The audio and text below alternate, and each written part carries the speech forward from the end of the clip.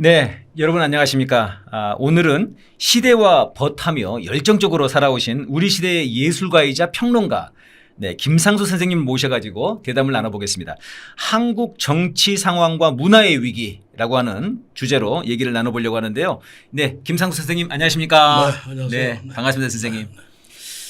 선생님에 대한 소개를 여러분이 이제 저 SNS 검색을 해보시면은 다양하게 이제 나오는데요. 어떤 데 너무 압축적으로 나온 그런 것도 있으리만큼 제가 좀 놀란 것은 선생님 워낙 많은 분야를 하셨어요. 제가 보니까 이제 78년에 연극 환으로 이제 극작 연출을 데뷔하셨고, 그리고 이제 연극을 쭉 하셨는데 또 영화도 하시고요. 안개기둥, 저희 세대 본 건 학생부군신이. 예, 이건 저희들도 많이 봤습니다. 그 당시에. 또 TV 다큐멘터리 작업도 하셨고 드라마 작업, 책도 많이 쓰셨고요. 미술도 하셨습니다, 선생님. 사진도 하시고.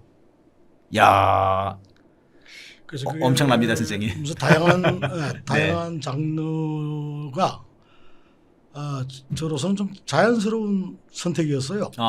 그러니까 어떤 주제나 어떤 얘기를 할 때 그 작가가 그 얘기를 할 때 어떤 장르가 적절한가.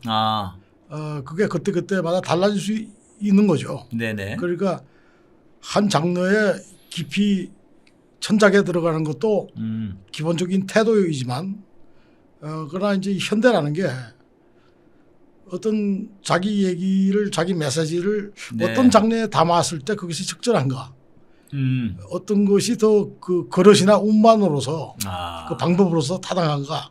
뭐 그런 걸 자연스럽게 생각하게 되니까 좀 장르를 넘나든 그런 경향이 있죠. 네. 선생님 그러면은 이게 예술, 문화라고 하는 것이 어떤 시대와 호흡하는 도구군요, 선생님으로서는.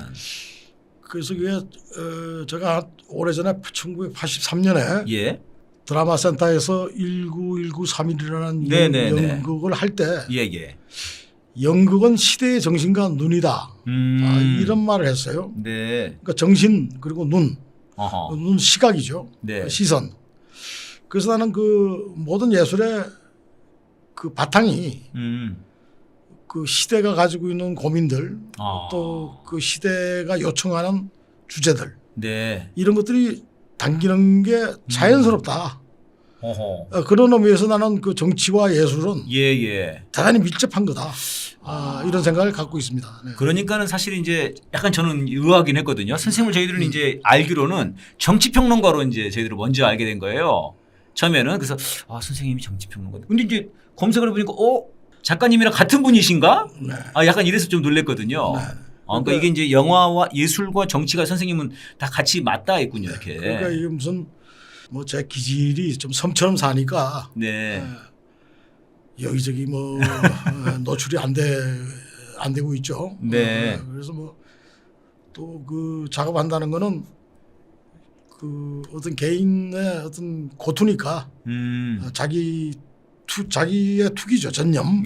자, 그러다 보니까 좀 비사회적인 정작 사회에 대한 그 관심과 사회에 대한 거론은 많이 얘기를 해도 내 자신의 삶의 방식은 굉장히 좀 어떻게 보면 폐쇄적인 좀 이렇게 고립되어 있는 그런 형태일 수도 있을 겁니다. 그런데 뭐 이제 실제 살아오신 과정이나 예술 전반을 봤을 때는 대단히 전방위적으로 세상과 호흡하시는 것 같은데요.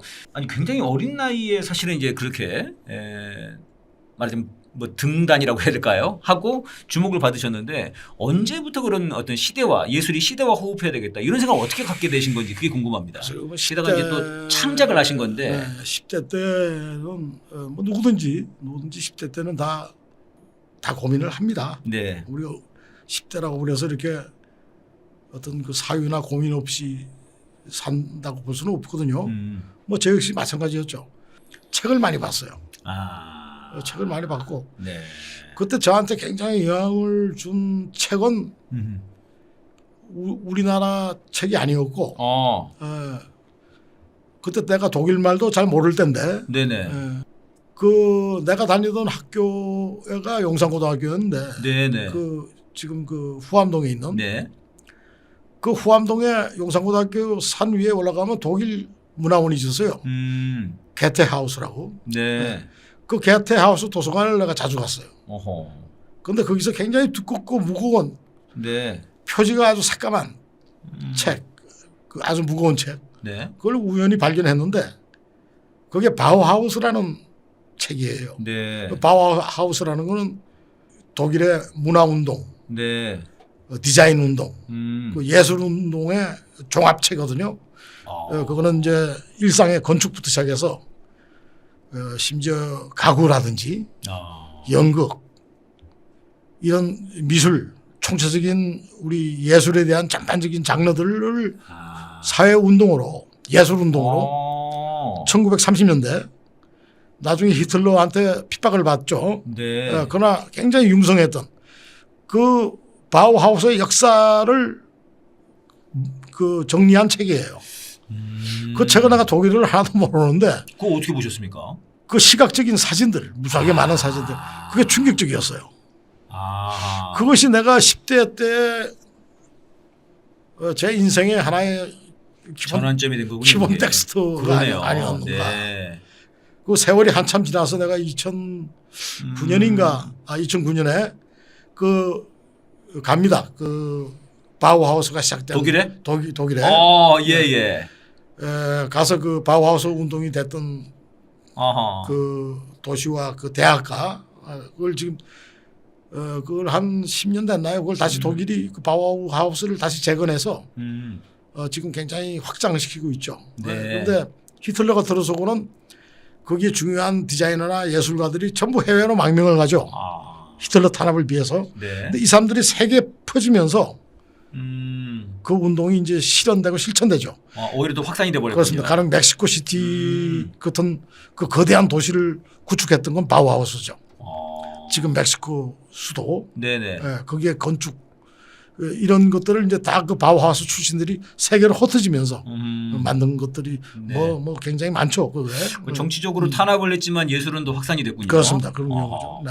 그럼 선생님이 지금 이렇게 다양한 그 분야에서 작업 활동을 하신 게 연관이 좀 되네요, 보니까. 그렇습니다. 그 시대 정신과 다양한 예술. 어릴 때 그건 제가 굉장히 충격이었어요. 그래서 그때 그런 그 텍스트가 주는 시각적인 여러 가지 잘 정리된 책이었는데. 네네. 그 다음에 한 세월이 한참 지나서 그게 한국말로 번역이 나왔는데 좀 번역은 좀 어설프고 그게 축약돼 있어서. 그 엄청나게 두꺼운 그 책 그대로 출간을 못했군요. 그래서 아주 혼자 들기에도 무거운 책이었어. 그래서 이제 그 정도로. 그게 이제 제가 가지고 있는 그 예술의 형태 내지는 예술의 그 정신. 흐름 뭐 이런 걸 봤다면 좀 더 정신적인 거는 역시 한국의 우리 근현대사, 조선의 역사, 네. 조선의 문화 이런 것들이 저한테는 제 작업의 자장이죠, 자장. 네, 그건 어떻게 또 영향을 받게 된 겁니까, 선생님? 뭐 그거는 어떤 계기 같은 게 있었을까요? 그러니까 그건 참 자연스러운 건데 환희라는 연극은 좀 관념적인 정신적인 작업이에요. 예. 존재론적인 물음이었어요. 그건 한 2시간 연극인데 2명이 나와요. 그런데 한 명은 말을 많이 하고 한 배우는 한 2시간 동안 한마디도 안 하는 연극이에요. 예. 근데 그걸 2시간을 지루하지 않게 끌고 간다는 게 굉장히 어려운 작업이었는데. 네, 그러겠네요. 그때 이제 음악은 딱 대금 국악을 한 학기 네. 국악을 동원했죠. 그러다가 이제 군대 제대하고 본격적으로 작업한 거는 네네. 우리 현대사가 왜 어떻게 흘러왔는가. 그래서 했던 연극이 1919-3.1이라는 연극인데. 네. 이거 뭐 3.1절 관련된 겁니까, 선생님? 그렇습니다. 그 1919-3.1이라는 건 우리가 그때 어떤 계급이나 계층이나 이걸 다 떠나서 우리가 하나로 됐던 계기거든. 3.1 운동이라는 건. 네네네. 그런데 그 이후에 현재 우리의 현대사라는 건 왜 이렇게 분열되고 우리 스스로가 적대시하고 심지어 분단되고 네. 이런 과정들에 우리가 우리의 정체성을 잘 정리하지 못하고 이렇게 와야 된 계기가 뭔가. 네. 왜 1919-3.1에 하나가 됐던 그 힘이 파괴되고 흩어졌는가. 네. 그 작업을 이제 저는 역사 작업을 보게 되는데 이제 연극으로 총체 연극으로 표현했어요. 네네. 그때 배우들이 다 뭐 형님이고 삼촌이고 아버지 뻘인데 돌아가신 분들도 많고. 그러니까 이때 나이가 뭐 이제 23살이나 23살 때인데 뭐 이럴 때인데 그때 82년, 83년, 82년에는 문해관 소극장이라고 대학로에서 했고 83년도에는 드라마 센터라고 남산에 있는 한 500석 되는 극장에서 했는데 네네. 그 당시에 총체 연극이라는 건 뭐냐면 대사 위주의 연극이 아니고 소리, 빛, 움직임 다 같이 그걸 모두 같은 에너지로 본 거예요. 같은 크기의 에너지로. 그걸 총체 연극이라고 하는 그렇습니다. 거예요. 그래서 그거를 했는데 그게 4부로 구성된 연극인데 그러니까 일부가 두 힘의 부딪힘이에요. 일본이라는 힘 네네네. 그리고 조선이라는 힘. 어. 그 당시 일본이라는 건 굉장히 침략주의가 아주 공고한 팽창주의. 네. 그러니까 자기 벡터나 방향이 딱 서 있었죠 일본은. 그 우리는 그 당시 굉장히 좀 자기 분열적이었어요. 조선 왕조 네. 마지막 후반기가 어허. 우리 스스로가 많이 위축돼 있고 아주 약화돼 있었죠. 그럼 두 힘이 부딪히다는 걸 일부가 어떤 우리가 그 물리 운동처럼 좀 객관화시켜 보자 이거야. 두 힘이 강한 힘과 약한 힘이 부딪히면 약한 힘이 충격을 받겠죠. 네네. 그 충격을 저는 고종의 죽은 인산날, 인산이네. 네네. 그거로 표현했고 무대 표현에서는. 그다음에 약한 힘도 지탱하려고 하는 힘이 있어요. 비록 힘은 약해도 강한 힘하고 부딪히면 그 힘은 물리적으로 지탱하려고 그러죠. 네. 그 지탱하려고 했던 힘이 전국 각지에 일어난 어병들이에요. 네. 그 어병들이 잃었던 기록들, 그 창의 경문이라고 그러죠. 네네. 그러나 그 힘이 역사로서는 결국 붕괴돼요. 우리가 예. 일본의 침략을 당해서 결국은 강제 합병을 당하니까. 네. 그래서 그건 역사를 1948년으로 띄워서 반민족 특위 재판을 반민특위. 했어 무대에서. 예. 반민족 특위 재판은 그때 기록을 구하기가 굉장히 어려웠어요. 야, 지금 82년도에 그런 걸 했단 말입니까? 그렇습니다. 82년, 83년. 전두환 지금 치안데요. 전두환 치하지. 그것도 굉장히 어려웠어요. 어유. 그래서 82년, 83년에 반민족 특위 재판이 네네. 그 민족 반역자들이 전부 다 유야무화됐지 않습니까? 네네. 연극을 통해서는 다 사형시켰죠. 어이구 통쾌하네요. 그리고 이제 사부가 분출이에요. 네네. 아웃스프링. 뭔가 엉축된 힘이 스프링처럼 튀어오르는 거. 네. 그게 아이고입니다. 아이고. 우리가 가지고 있는 아이고. 네. 그 아이고가 2장에서 충격에서는 울음으로 갔는데 아이고 우리가 상가집 가면 뭐 아이고. 네네. 그렇죠. 그 아이고가 울음만 있는 게 아니라 그 아이고 사이에는 엄청난 다이나믹이 있다. 분출. 네. 그래서 그것이 아이고가 아주 저음으로 낮게 깔리는 슬픈 엄조의 그런 어떤 애상만 있는 게 아니라 튀어오르고 솟구치는 힘. 그게 아이고 이렇게 리듬을 타고 올라가는 거죠. 거기서 이제 우리 사물놀이의 타악기들이 등장하고 우리의 전통 춤들이 좀 현대적으로 해석해서 뮤지컬인데 선생님. 그렇습니다. 그런 연극을 했었어요. 그게 이제 내가 사회 역사 배경의 작업으로 연극이 끝나고 85년에는 이제 그 제 역사가 연극이 좀 다음 단계로 진전해요. 그래서 했던 연극이 이제 포로교환이라는 연극으로 6.25가 배경인 포로들의 얘기. 네. 그 포로들이 그 교환하는 남쪽으로 가느냐 북쪽으로 가느냐 제3국으로 가느냐 그 포로교환 연극을 하게 되죠. 그래서 그 연극은 그 당시 한 8개월 정도 장기 공연했던 것 같습니다. 장소를 옮겨가면서. 네. 그리고 85년 이후에는 조금 너무 힘드니까 연극이.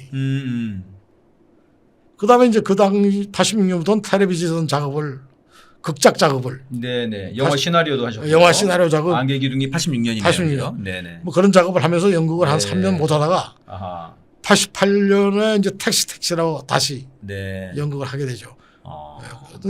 그렇게 창작을 해왔었습니다. 예. 그러게 말입니다. 그러니까 이제 선생님 보면은 이제 이런 예술 작품을 통해서 역사와 또 호흡하고 또 예술로 역사를 만나고 또 이러면서 이제 또 다시 또 이렇게 점점 상승되는 그런 게 아니었나 싶습니다. 선생님 이 예술 얘기가 나왔으니까요. 이성균 배우를 잠깐 얘기를 좀 해보면 어떨까 싶은데 이성균 배우의 죽음에 대해서. 안타까운 죽음이죠. 그러니까 지금 사실 한국 사회에서 배우다, 영화 배우다고 하면은 정말 그 정권의 입맛에 따라서 정권의 위기가 있으면 검찰 캐비넷 뒤져가지고 어떤 마약 사범으로 이렇게 뭐 어떤 공식처럼 돼버린단 말입니다. 너무 배우의 그 몸값 뭐 몸값, 목숨값 그래서 우리가 너무 낮은데요. 우리의 예술, 예. 현대 예술사 그래서 한때 뭐 순수 미술이다, 참여 미술이다 막 예, 이런 예. 논쟁이 있었잖아요. 네. 난 그게 허구라고 보는데. 그러니까 순수 미술은 마치 비정치적인 미술은 순수 미술이다. 네네네. 웃기는 얘기지. 예?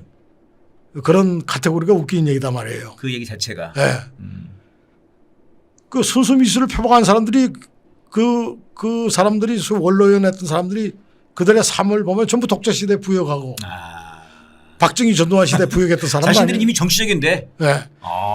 그러니까 우리가 유럽의 소위 영화사를 보면 영화라는 게 유럽에서 시작할 때 이게 유럽의 지성사예요. 네. 그러니까 지금 유럽에서 그 영화라는 거는 지식인들의 예술적 표현이다 말이에요. 네. 지성사예요. 네. 그저 딴따라가 아니에요. 네? 그러니까 우리 뭐 딴따라 화류계 이렇게 표현하죠. 그러니까 아주 그 사람들 자존심이 있고 네. 그것이 발언이 굉장히 강력하고 그러니까 그 사람들을 함부로 대하지 못했죠. 사회가 존경하게 된단 말입니다. 예. 그러니까 배우가 저 죽으면 왜 국장을 해요. 예? 프랑스는 국장을 하잖아요. 네. 그 장폴 벨몬드라는 배우가 죽었을 때는 국장을 해요. 국장을. 나라 장례식을. 네. 예? 그다음에 지금 갑자기 이름이 기억이 안 나지만 그 유명한 프랑스의 국민 배우 죽었을 때 몇 년 네. 전입니다. 그건 국장이 아니고 시민의 장을 했지만 그건 대통령도 와서 마크롱도 와서 네. 그 장례식에 성당에서 했는데 국민 가수. 국민 가수예요. 네네. 그 존재가 그 사회에서 굉장히 정치적이죠. 그러니까 그거는 그 정치적이라는 게 이게 토막나 있는 게 아니에요. 발언을 하고 예. 동시대에 사는 산을 개입하고 관여하고. 네. 예? 그러나 우리는 이게 일본 식민지 그러니까 우리 나홍규를 우린 제대로 지금 기록도 없고 네. 그 필름도 없고 그 아리랑을 만들었던 나홍규 네. 그 위에 영화라는 건 전부 돈벌이에 딸따라 작업이 됐단 말이야. 네. 만만하지. 예? 그러니까 독자들이 함부로 영화를 제작할 수 있는 라이센스를 8개 회사만 줬어요. 지금은 다 이제 우리가 민주화돼서 누구든지 신고하면 영화 제작하잖아요. 예. 그때는 딱 8개 사만 영화 완전 독점을 하는 거죠. 그렇죠. 그러니까 영화를 만들고 싶으면 그 8개 영화사는 그 라이센스를 돈 주고 팔았다고. 네. 네? 그런 넘어간 시대가 있으니까 이승균의 죽음이라는 건 우리가 그만큼 우리 토대가 약화됐었다. 참 처참한 것 같습니다, 선생님. 네. 그러니까 그게 지성사와 네. 정치적인 그 시민의식이 강고한 전통적인 집단이었다면 함부로 네. 건드리지 못하죠. 그러나 이제 지금 달라지고 있다고 봅니다. 최근에 왜 음. 그 영화인들이 많이 모여 봉준호 감독이 예, 예. 나서 그 시위하지 않습니까? 그렇습니다. 이렇게 달라지고 너무 늦었지만 달라지고 있는 거죠.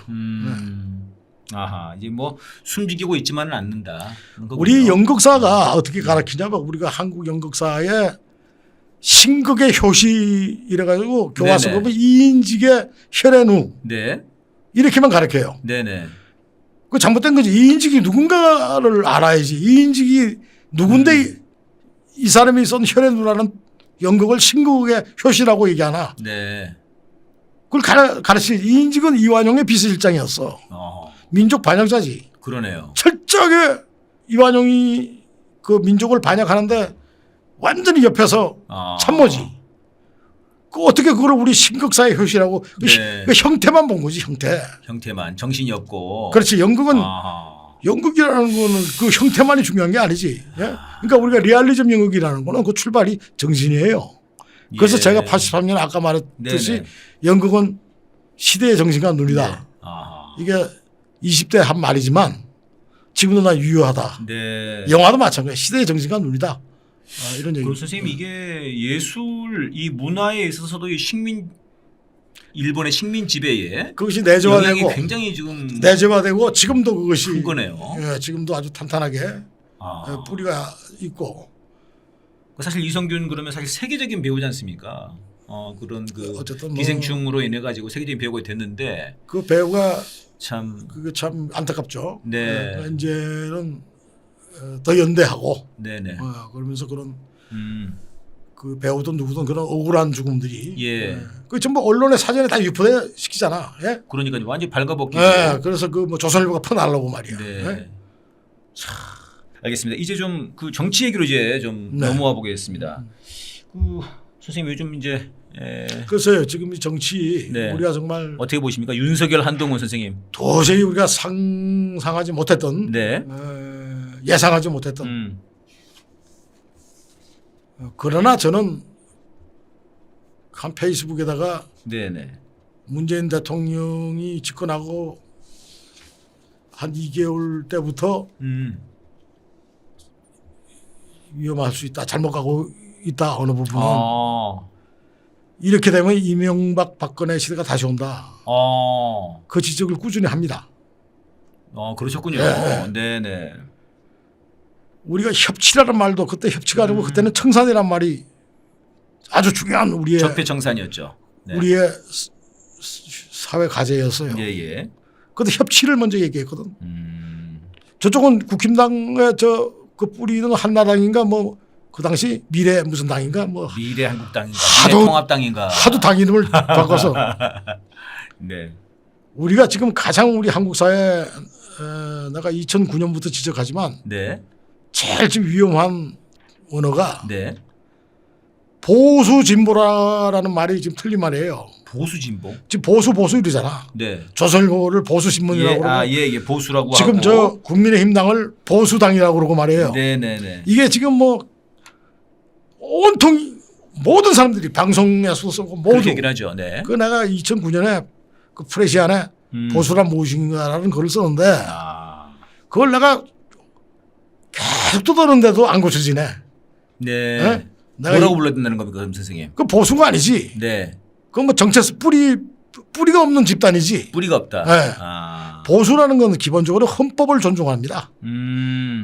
우리가 트럼프를 미국에서 보수라고 그러지 않아요. 네. 공화당은 보수인데 아하. 트럼프를 보수라고 그러진 않아. 어. 네? 보수라는 거는 헌법을 지키는 전통을 지키고 네. 애들 군대 보내고 네. 세금 제대로 내고 전혀 안 맞는데요, 그럼 진짜. 안 맞지? 군대도 안 보내고. 그러니까 이게 지금 그 우리가 마치 윤석열도 안 갔다 왔지 않습니까? 이것을 무슨 그 보수라고 불러주면서 어떤 폐해가 있느냐 이걸 무슨 가치 집단인 걸 알아. 얘들은 가치를 추구하는 집단이 아니야. 그냥 돈이야. 이익이야. 네. 탐욕이야. 네. 사익 추구 집단이야. 가치가 아니라 욕망을 따라가는. 욕망이지. 네. 욕망의 이합지삼들이지 패거리들. 네네. 이거를 보수라고 불러주니까 아하. 이게 프레임화 돼가지고 무슨 가치 집단이냐 우리가 착각하게 만든다. 이게 언론인들 지식인들 문제란 말이지. 네. 그러니까 지식인들의 사회 교란이 그런 거지. 내가 지금 보면 말이야 요새 나도 요새 유튜브를 늦게 눈 떠가지고 요새 좀 봐요. 네네. 유튜브를 보면 말이야 정치평론가라고 해가지고 쭉 나오는데 수준도 한심한데 예. 2000년 4년 전에 총선했을 때 국회의원 뽑는 선거했을 때 선거 예측을 하잖아. 평론가라고. 그지? 네네. 다 틀려. 그때는 뭐 국힘당이 과반석을 다 넘는다 그러고 저 뭐야 민주당은 형편없을 거라고 그러고 지난 총선에서 그거는 이제 뭐라고 하냐면 경제 위기와 코로나 대응 실패. 네네. 천만에 우리가 깜짝 놀랐잖아. 그렇죠. 제대로 보고 있다면 나는 예상했다고 봐. 180석을 그냥. 네. 180석을 나는 그 당시에 더 나와야 한다고 봤어요. 아하. 민주당이 좀 제대로 했다면 나는 200석도 넘었다고 봐요. 네. 지금도 마찬가지야. 지금도 나는 민주당이 제대로 전략을 갖고 제대로 홍보하고 네. 제대로 대응하고 제대로 대응을 못했기 때문에 지금 이 검사정부가 들어선 거 아니야. 그런 거죠. 네네. 이재명 대표가 신년 기자회견을 하고 신년사를 연설을 했어요. 예. 그걸 나 텔레비로 일부러 지켜봤어. 처음부터 끝까지. 현재 문제를 4대 위기를 정확하게 짚었어요. 전쟁에 대한 위기, 네. 뭐 민생 위기, 그다음에 저출산 위기, 4대 위기를 잘 짚었는데 네. 자기 고해가 빠져서 민주당의 자기 반성이 빠졌다는 걸 나는 지적했어. 페이스북에. 180석을 지금 다음 선거에서는 이 사회를 개혁하고 이 사회를 바뀌어야 되겠다는 그 정치 세력들이 230석은 나와야 돼. 네. 230석은 나와야 지금 바뀐다고. 200석은 기본이고 230석 나와야 된다고. 예. 그런데 지금 되겠어? 그 사람들한테 180석을 만들어줘도 변화를 못 일으키고 저 정치검사를 탄핵 안 시켰잖아. 이낙연이가 공개적으로 탄핵 거부했잖아. 네. 그래서 이렇게 놀라운 오늘 미친 사회 현상을 지금 미친 사회를 만들었잖아 지금. 그 책임이 어디 있어? 당에 있는 거야. 그 당에 있어 민주당에. 반성해야지. 네. 그다음에 2021년 4월부터 12월 6개월 이상을 민주당 그때 176명의 의원들이 자중진환하면서 내용을 겪었던 사건이 있어. 네. 송영길 대표가 또 들고 나온 게 협치였어. 네. 또 협치를 들고 나왔다고. 그러면서 중도층을 잡아야 된다 그래가지고 김진표를 끌어들여. 네. 네. 지금 국회의장 하고 있는 김진표. 하고 있죠. 네. 10만 원짜리 국회의원이라고 불러 나는. 10만 원? 무슨 왜 말입니까? 10만 원이냐면 네. 선거법 위반으로 재판받았거든. 대법원까지 갔지. 예. 100만 원이면 국회의원직 날아가는데. 파직이야. 네. 그것도 90만 원 벌금 받아서 10만 원으로 살렸어. 그 김진표가 그때 부동산 일부러 살렸다 보시는 거군요. 그렇지. 네. 그 김진표가 부동산 특위 위원장이 돼서 들고 나온 게 뭐야? 종부세 깎아주는 거. 네. 아니 민생 협치와 민생을 들고 나와서 송영길이 민생이 어떻게 있는 자들 지금 집 없는 사람들이 44.9%야. 네. 인구의 그 인구 가구가. 에? 지금 아파트가 텅텅 비었는데 들어갈 수가 없어. 그 돈이 안 되니까. 네. 집 없는 사람들이 지금 절대 다수가 있는데 아파트는 비어 있다. 그 사람들의 민생을 얘기하는 게 민생이지. 종부세 9억을 12억 원으로 상향해가지고 깎아주는 게 그건 4만 4천 가구밖에 안 돼. 네. 그때 그걸 45%를 외면하고. 그걸 네. 입법화 시키면서 집값이 천정부지로 올라가고 은행 대출이 용이하게 되고 말이야. 그러면서 선거에 진 거에 중요한 원인이라고. 나는 선거에 0.73%의 원인이 민주당이 자기 정체성을 잃으면서 네. 윤석열 국회 탄핵을 방기하고 그다음에 이 부동산에 김진표를 끌어들여서 종부세 완화를 하고 예. 그래서 미친 그 집값이 막 그때부터 치솟아 한 2년 이상을 치솟아 그죠? 네. 난리 쳤잖아 그죠? 거기 나는 검사 정부를 초래하는 원인이다 네. 이렇게 봐요. 그 고해가 아까 그 반성이 있어야지. 그러면서 네. 다시 표를 구해야지. 지금 많은 사람들이 이 윤석열의 검사 정부에 대해서 정리해야 된다. 심판해야 한다는 건 다 공분을 하고 있어. 예. 분노하고 있어. 그러나 그 꼭 저게 민주당이어야 되는가? 참 기가 막 참 어려운 거지. 양대 정당이 오래된 역사니까. 네네. 그러면 그 양대 정당의 야당은 현재 야당이지. 네. 저 당이 집권당이었을 때 제대로 역할을 못해서 오늘 나온 거 아니야 이 현상이. 네, 그렇죠. 또 찍어달라 우리를 찍어달라. 그건 당위성인데 그걸 설명해줘야지. 마음을 움직여줘야지. 국민 일반이 투표할 동기를 줘야 될 거 아닙니까? 예. 그 기자회견 연두 연설에 우리 이재명 대표가 사태는 제대로 정확하게 보고 있고 잘 짚었어요. 그리고 자기 비전도 있고 뭐 좋은 정치인으로 봅니다. 그러나 그게 큰 결함은 이재명 대표는 151석을 말하더만. 네네. 그러면 151석까지도 난 부족해. 예. 200석 이상 해야 되고 저 국힘당인 저쪽을 제외하고는 230석이 나와야 한다고 난 봐요. 그런데 동기를 부여해야 될 거 아니야. 동기를 투사해 줘야 될 거 아니야. 투표해야 할 예. 이유를. 그죠?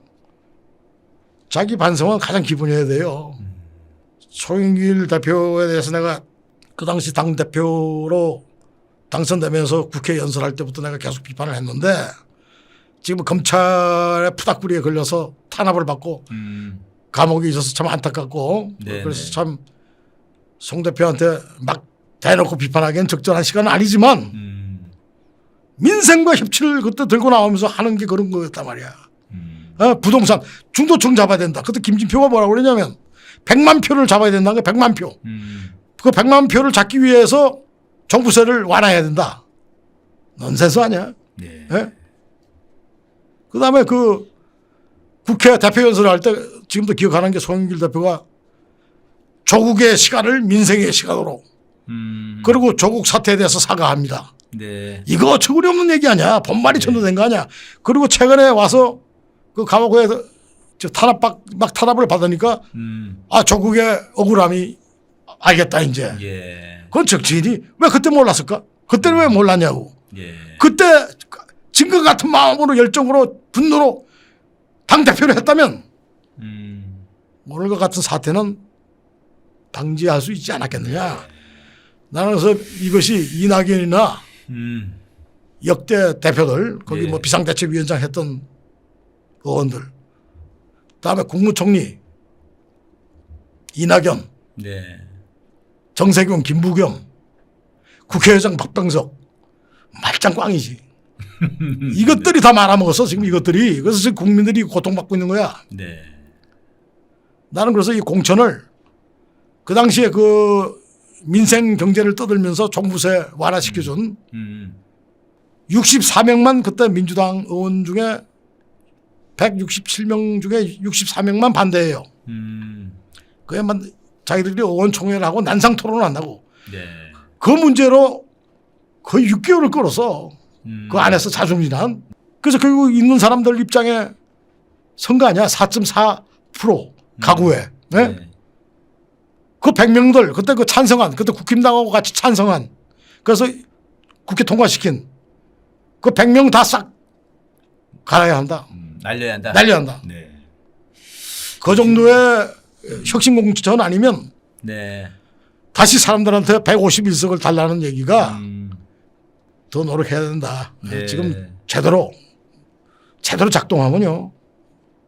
제대로 정말 민주당이 정신 차리고 작동하면 나는 200석 이상도 가능하다고 봐요. 선생님 그 200석 이상 230석까지 선생님 말씀. 난 230석까지 봐요. 그 근거가 어떻습니까? 230석이라고 하는 근거가 있습니까? 나는 내가 무슨 만당가나 미래 예측건 아니에요. 네. 난 당위만 이야기해 당위. 네, 네. 우리 현실에서 그래야 한다. 그래야 하는데 지난번에 전주에서 진보당이 됐죠. 그렇습니다. 이 선거가 굉장히 상징적이에요. 물론 그 당시에 민주당은 후보를 안 냈어. 후보를 안 냈죠. 왜냐하면 그 당시 그 무슨 항공사 사장인가 그 해당 지역에 전주 지역에 민주당 국회의원이 뇌물 사건이 있었죠. 네. 그래서 안 냈는데 그러나 그 당시 무소속으로 나오긴 했습니다. 아 그랬습니까? 네. 그러나 진보당이 그렇게 될 줄은 모두 네. 깜짝 놀라서 네. 난 지금 굉장히 잠재되어 있다고 봐요. 지금 민심이 이걸 인하시키는 능력이 지금 없어. 불꽃이 일어나게 인하시키는. 그러니까 나는 어떻게 보냐면 지금 저 국힘당은 나는 거의 반토막 이하가 지금 103석이거든요. 예. 국민의힘이. 네. 저를 나는 한 50석 정도 봐요. 아, 50석으로 45석에서 50석. 그다음에 지금 거기서 나온 그 반윤석열 뭐 해서 나왔잖아. 개혁 뭐 무슨 당이라고. 전부 개혁이야. 그래서 나 그 당 이름도 몰라. 네. 거기에 무슨 뭐 이준석이니 또는 심지어 민주당에서 나간 이낙연이 이 무리들 낙석연대라고 하죠. 네. 그거를 국힘당하고 전부 잡아서 나는 한 70석으로 보는 거야. 아, 그럼 걔들도 한 20석 가져간다는 거네요. 그렇게 봐. 한 네, 70석. 네. 네. 그래서 나는 우리 사회가 좀 개혁적으로 바뀌어야 한다고 하는 또 그걸 표방하고 있는 민주당과 진보당 네. 또는 뭐 노동당 뭐 잘 모르겠습니다. 그런 네. 소위 진보 정당들, 그런 당들 특히 나는 그 용해연 의원이 아주 거의 기본소득당 아주 용해요. 네. 네. 아주 논리적이고 설득력도 있고 네네.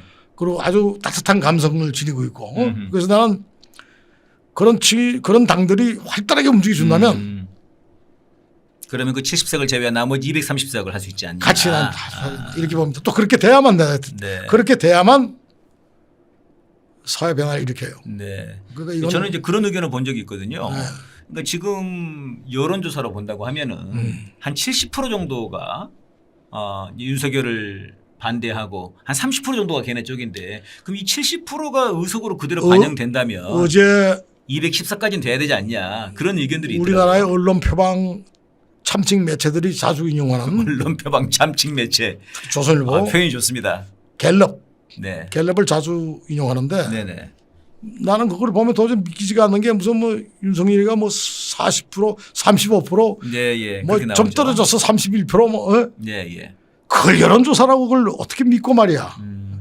나는 그 저 미국의 그 모닝 컨설트가 하는 여론조사를 믿어요. 네. 그 미국의 모닝 컨설트 여론조사를 보면 윤석열은 16%에서 16%. 20%, 네. 많아야 21%. 뭐 그 꼴찌 경쟁을 하고 있더만 계속 그렇게 해왔어. 기시다와 함께. 지금 1년 8개월을. 네네. 그게 맞다. 난 그게 더 정확하다. 그게 더 정확하다. 그러면 우리가 그러면 갤럽이라는 회사가 뭔가 이 정체를 알아야 돼. 네. 이명박 이때 여론 조작을 했던 게 최수중이야. 최수중. 예, 최시중. 동아일보 정치부장 했던. 네. 그 방통위원장 했던가요? 그 당시에? 방송통신위원장을 했지 네. 초대. 그 최수중이야. 그게 갤럽 회장을 10년 했어. 아유 뭐 확실하네요. 그게 제대로 된 여론조사가 나오겠어. 근데 최근에 내가 페이스북에 포스팅을 했지. 이 갤럽이라는 회사에 네네. 10년을 했단 말이야. 10년이라면 그 회사의 뿌리를 다 만든. 그러네요. 그렇잖아. 네네. 근데 그거를 여론조사하고 들이미니.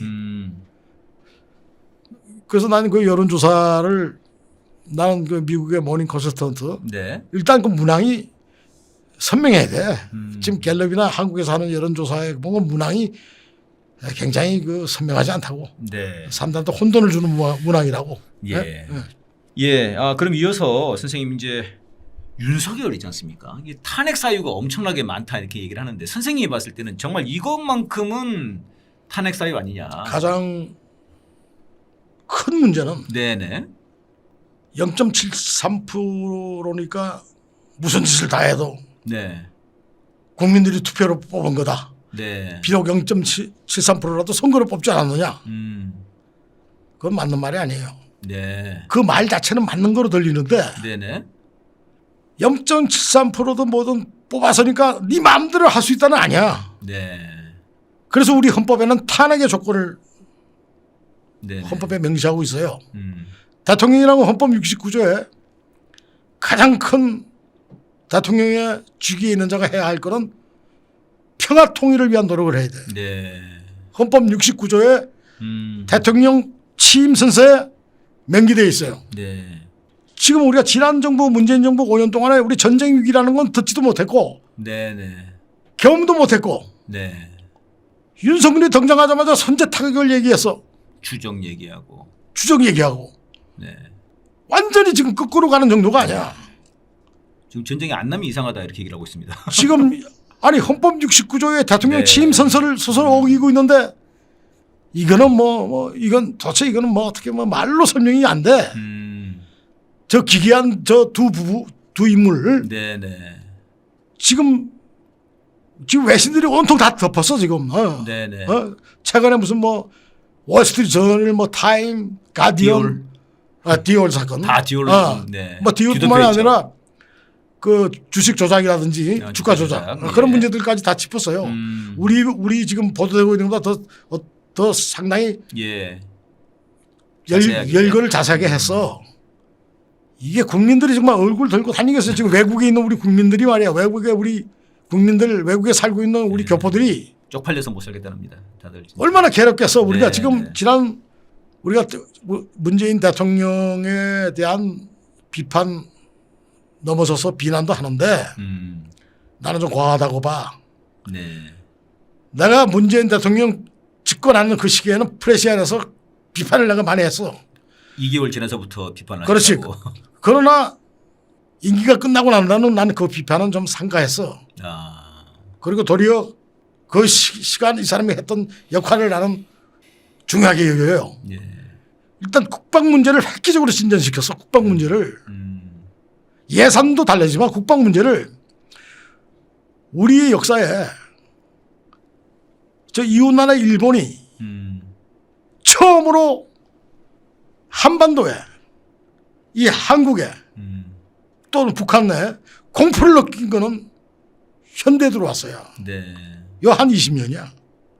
지금 일본은 미사일 사정거리가 제한돼 있어요. 예. 그걸 미국에서 제한시켜.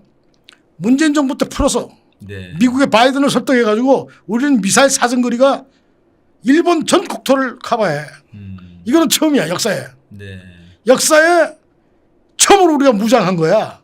그렇다고 내가 호전가가 아니고 일본하고 싸우자 그 얘기가 아니야. 네. 일본이 우리한테 저지른 그런 모든 제약과 역사에 본다면 우리가 우리 소설을 방해할 수 있는 그 역량을 실효가 있는 역량을 처음으로 갖춘 게 문재인 대통령 시기 때야. 예. 그다음에 코로나 위기 얼마나 슬기로 극복해서 K 코로나.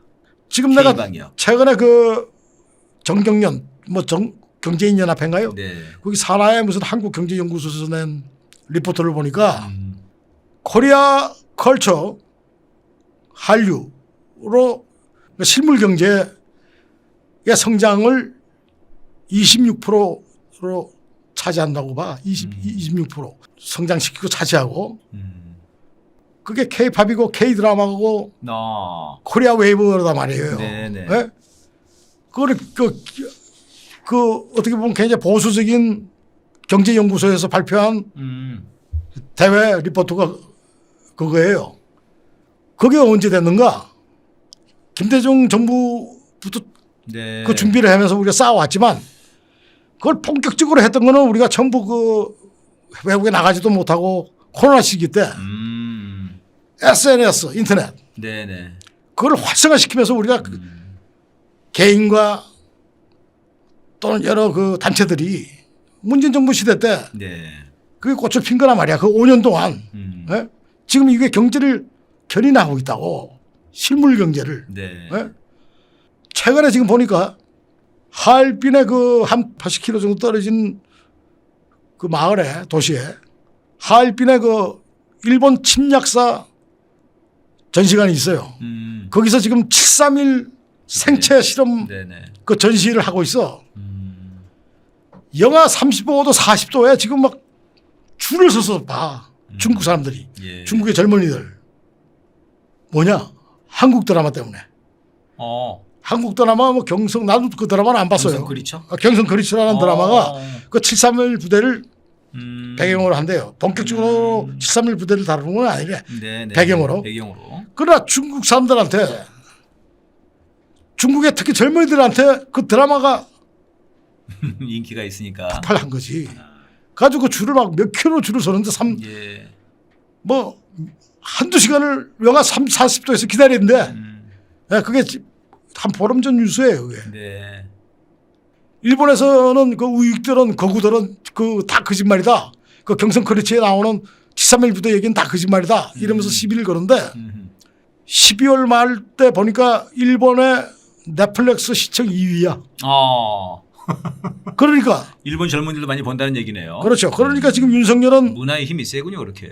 일본에 지금 예속적인 외교 관계를 지금 하고 있잖아. 선생님 독도를 지금 독도에 지금 제외 공간이라고 했답니다. 우길기가 지금 흩날리고 말이야. 전범기가 그냥 휘날리고. 분쟁 지역으로 만들어 놓고 말이야. 그러나 문화적으로 정치 외교의 힘을 압도하는 한류 그 경성 크러치라는 그 한 개의 드라마가 갖는 힘이에요. 그러네요. 네. 네, K 컬처, K 방역 그렇지. 이런 게 굉장히 큰 힘을 발휘하는 거네요. 예, 선생님 이제 저희들이 거의 이제 마무리할 시간으로 다가오는데요. 이 질문 한번 드려봐야 되겠습니다. 어제 윤석열이 이제 그 중앙통합방위 회의라는 걸 했습니다. 여기서 이제 북한이 처음 듣는 4월 총선에 개입할 거다. 접경 지역에서 뭐 전쟁 훈련도 하고 이제 윤석열 주장이 그렇습니다. 그다음에 무인기도 날리고 가짜 뉴스도 해가지고 뭐 이제 이래가지고 총선을 개입할 거다. 그런 얘기를 했는데요. 뜻대로 안 자기가 총선을 개입하고 싶어서 이러는 걸까요? 뜻대로 안 될 거예요. 그리고 우리 시민들 의식이 막 그 난리를 쳐도 뭐 라면 사적이라고 이런 게 다 없어졌잖아. 네. 20년 전에는 라면 사적이라고 그랬어. 네. 막 생수 사고 어떤 획책을 해도 모사를 떨어도 국민들 넘어가지 않아요. 달라졌어요. 네. 그런데 문제는 아까도 얘기했지만 결국 투표할 동기를 민주당이 지금 일선의 그 정치인들이 네네. 그 동기를 국민들한테 줘야 돼.